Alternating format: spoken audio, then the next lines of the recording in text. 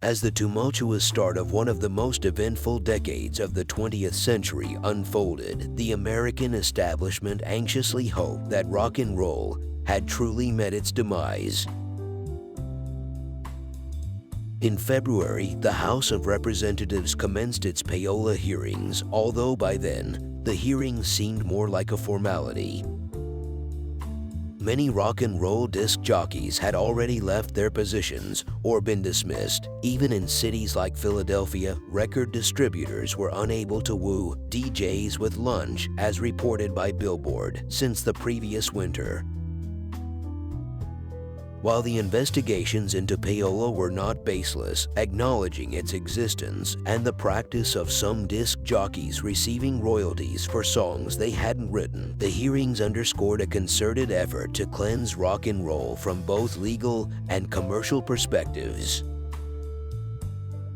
New York Representative Emanuel Seller of the Payola Investigating Subcommittee attributed the surge in popularity of rock and roll, particularly among teenagers, solely to the pay-for-play phenomenon, seemingly divorcing the music itself from the equation.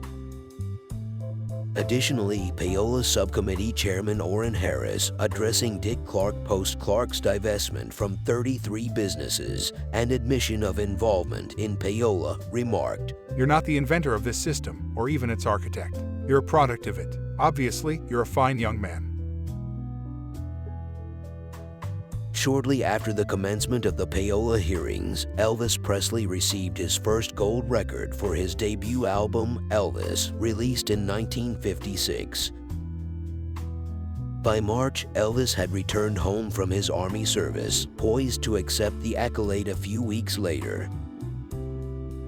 He embarked on a train journey from Memphis to Miami, making several stops along the way to greet enthusiastic fans, though encountering an incident of egg throwing in Hollywood, Florida.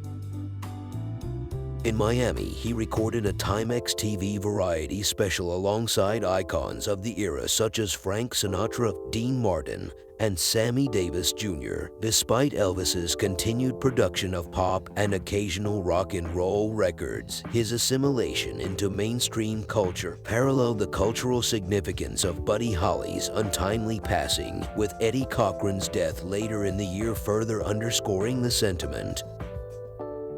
Nevertheless, all hope was not lost for rock and roll. Despite the apprehension stemming from the payola scandal, the enduring power of rock and roll and rhythm and blues persisted. On June 6th, Billboard highlighted the DJ-fueled resurgence of R&B artists such as James Brown, Jimmy Reed, Hank Ballard, Etta James, and Laverne Baker on the singles charts. The evolving tastes of young audiences led to an increasing diversity of sub-genres as Motown released its inaugural records. The ventures popularized surf instrumental music, and acts like the Silver Beatles and Jerry and the Pacemakers laid the foundation for British rock and its various offshoots. And in the summer, Billboard reported on the new movement of folkniks, who had the ability to play guitar or bongos, sing a bit, and to have attended or appear to have attended college, preferably in the Ivy League. If they only knew. Stay tuned to this channel to know what happened in 1961, and also check out our reels, which feature every significant date in rock history.